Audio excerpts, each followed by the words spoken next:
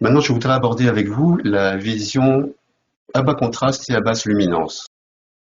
Ça, c'est une image qui vient du professeur Rispoli à l'université de la Sapienza à Rome et qui, à mon avis, est tout à fait illustrative du problème.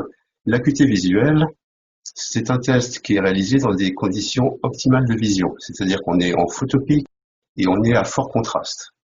Dans la vie de tous les jours, on se trouve généralement dans des situations soit de bas contraste, soit de basse luminance, et cette fois-ci, le système visuel n'est plus dans des conditions optimales de fonctionnement, il est plutôt à la limite. Et on va avoir un certain nombre de situations où le patient va présenter des plaintes, des gènes qu'on ne pourra pas valider, vérifier à l'aide du test d'acuité visuelle. Tout l'intérêt de ces tests à bas contraste et à basse luminance. Avant d'aborder le contraste, un petit rappel sur ce que c'est que l'acuité visuelle, même si elle se fait à fort contraste et à un niveau photopique. Donc simplement vous rappeler la définition de l'acuité, c'est la capacité de pouvoir identifier un anneau, en particulier son orientation, et c'est l'ouverture de cet anneau, la brisure, qu'on va exprimer en minutes d'arc. Un anneau qu'on est capable d'identifier alors qu'il a une brisure de 1 minute d'arc, ça correspondra à une acuité de 10 dixièmes. S'il faut augmenter la taille de cet anneau jusqu'à 10 minutes d'arc, au niveau de la brisure, là, ça sera une acuité de 1 dixième. Ça, c'est le test officiel de mesure de l'acuité pour tout ce qui est délivrance de certificats. Le test de Landolt, il y en a deux sortes en fait. Un avec 8 orientations, donc horizontale, verticale et les obliques. Celui-là est destiné au certificat d'aptitude. Ceci dit, pour l'évaluation de l'acuité en clinique sans qu'il y ait de certificat, il est généralement plus simple d'utiliser un test à 4 orientations pour éviter les problèmes d'orientation qu'on rencontre chez une partie de la population. Un petit rappel sur les unités. Donc, il faut toujours préciser dans quelle unité on travaille. Nos appareils permettent de sélectionner dans les préférences le type d'unité qu'on va utiliser. Donc, en France, généralement, on travaille avec des unités décimales. Une résolution de 1 minute d'arc correspond à une acuité de 10 dixièmes. Aux États-Unis, on a des unités différentes. L'équivalent de 10 dixièmes, c'est 20 vingtièmes. Ça correspond à une distance de 20 pieds. Les Anglais, qui font jamais comme tout le monde, parlent de métrique, mais le 6 sur 6, ça correspond à 6 mètres. Et une unité qu'on serait peut-être amené à utiliser, c'est le logmar, sachant qu'une acuité de 10 dixièmes correspond à 0 logmar. Une acuité de 1 dixième correspond à 1 logmar. Donc attention, il faut bien préciser dans quelle unité on se trouve. Donc sur nos appareils, on va retrouver la possibilité de faire des Landolt. Ça, c'est dans le module aptitude visuelle. Donc les Landolt avec 4 orientations. Il y en a plusieurs qu'on peut réaliser à plusieurs distances différentes. 4 mètres, 2 mètres 50, 1 mètre. Et il y a également un test avec 8 orientations, cette fois-ci pour les certificats.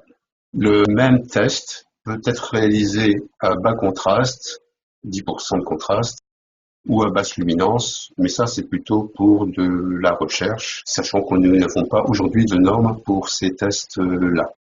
L'intérêt de réaliser ça sur nos appareils, c'est de disposer de plusieurs planches correspondant à différents niveaux d'acuité, d'avoir un calcul automatique du score, c'est-à-dire qu'à partir des réponses qui ont été enregistrées, le programme va automatiquement déterminer, parce qu'il y a normalement une formule pour déterminer l'acuité à partir du nombre d'octotypes identifiés correctement sur une même ligne. Donc il va vous donner le nombre d'octotypes lus et l'acuité correspondante compte tenu de la distance. Et bien sûr, c'est enregistré et peut être inclus dans le dossier du patient. Le contraste. Il y a plusieurs définitions du contraste. D'abord, il y a le contraste d'un objet par rapport à son fond. C'est typiquement ce que l'on fait en périmétrie. On va avoir un spot qui va être à un certain niveau de luminance présenté sur un fond. Si vous avez un fond de 10 candélas par mètre carré, vous projetez un spot qui va faire 1 candéla, mais en fait la luminance, ça sera 10 plus 1, c'est-à-dire 11. À ce moment-là, vous allez avoir ce qu'on appelle un rapport de contraste, qui sera le delta de luminance, c'est-à-dire le spot moins le fond de 1 candéla, sur le fond. Par exemple, ici, ça sera 10% de rapport de contraste. Vous pouvez faire la même chose avec des octotypes. Un octotype des lettres ou un test de lecture, vous pourrez le faire à bas contraste. Et donc ici, vous aurez également le rapport de contraste entre la luminance de la lettre et celle du fond. Et on peut également avoir des tests en contraste négatif, comme vous le voyez là, où la lettre a une luminance plus faible que celle du fond. L'inconvénient de ces tests-là, c'est que, ça va dépendre de la taille. Si j'ai un spot plus petit, eh bien, il faudra peut-être plus de luminance, plus de contraste pour que je puisse le détecter. L'autre inconvénient, c'est qu'est-ce qui nous permet de voir ces lettres ou de les identifier? Est-ce que c'est la tache lumineuse, le corps de la lettre, ou est-ce que c'est le contour? Ces tests peuvent être simples, mais sont parfois difficiles à interpréter si on veut les ramener à des notions plus d'optique ou de fonctionnement du système visuel. C'est là que vient la notion de contraste de réseau. C'est-à-dire qu'on va non pas présenter un spot, mais présenter sur un écran un réseau de contraste.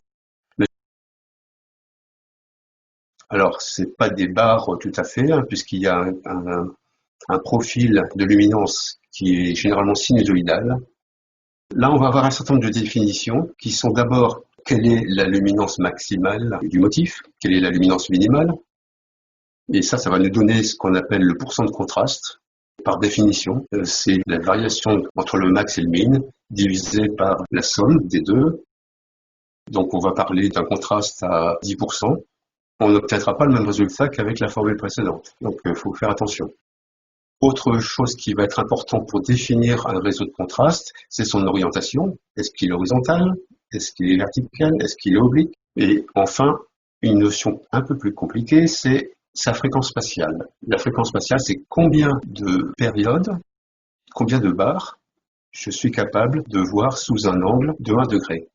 Si je vois, par exemple, 10 motifs sous un angle de 1 degré, je vais dire que mon réseau de contraste fait 10 cycles par degré.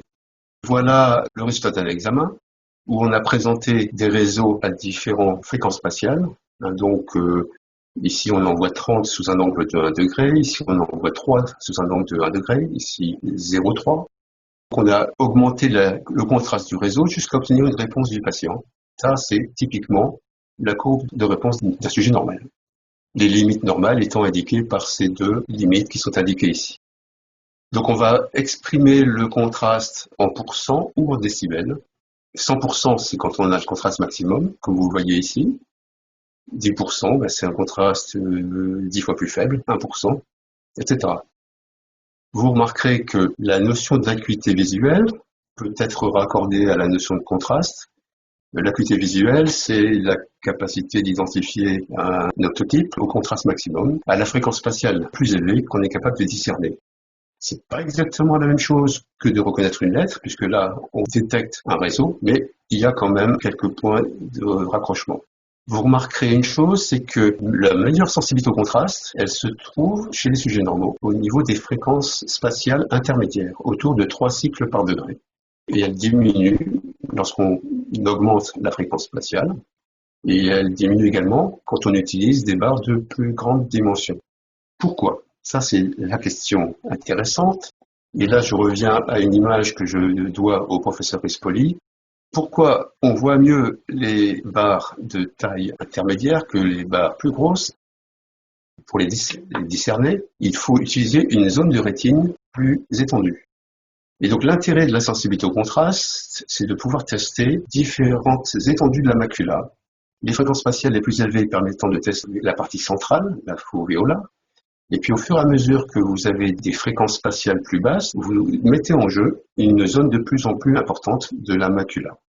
Donc c'est intéressant par rapport à l'acuité visuelle, parce que l'acuité visuelle, non seulement elle est réalisée dans des conditions optimales de vision, mais en plus, vous pouvez très bien avoir une acuité visuelle 10 dixièmes et une mauvaise macula, pourvu qu'il vous reste un petit bouquet de cônes bien sains dans la partie centrale de la macula. Les appareils que l'on utilise pour tester la sensibilité au contraste à métrovision, c'est le MON-CV3 ou le MON-PAC1, et donc ils vont générer des réseaux, comme vous le voyez ici. Le contraste augmente progressivement jusqu'à ce que le patient détecte la présence de barres. Donc il y a un effet quand même d'apprentissage. Avant de recueillir des réponses, il faut familiariser le patient avec ce qu'on attend de lui. Donc de lui représenter déjà des barres et lui expliquer qu'il faut qu'il réponde dès qu'il perçoit la présence de barres. Petite illustration, un patient qui a une erreur de réfraction En raison de cette erreur de réfraction, il perd les fréquences spatiales élevées, celles qui permettent de voir les détails. Après le LASIK, il va récupérer ces fréquences spatiales élevées à condition que tout soit bien passé. Mais vous voyez, il y a quand même une perte globale, et ça c'est lié au fait qu'il y a un œdème au niveau de la cornée qui entraîne une diffusion de la lumière et qui entraîne une perte globale de sensibilité. Ça c'est ce qu'on va retrouver typiquement soit au niveau d'un œdème cornéen, au niveau d'une cataracte diffuse, ou, autre exemple, des patients qui ont des yeux secs qui vont avoir une cornée qui sera peut-être pas parfaitement transparente. 3 mois après cette opération du LASIK, eh bien, cet œdème disparaît et donc le patient est très content du résultat. Comparaison avec l'acuité visuelle, donc on a vu, on a quand même un test qui est beaucoup plus adapté à la fonction. Le professeur H disait l'acuité visuelle c'est un test juste pour les lunettes. Pour essayer d'évaluer la fonction de la macula, c'est quand même pas l'idéal.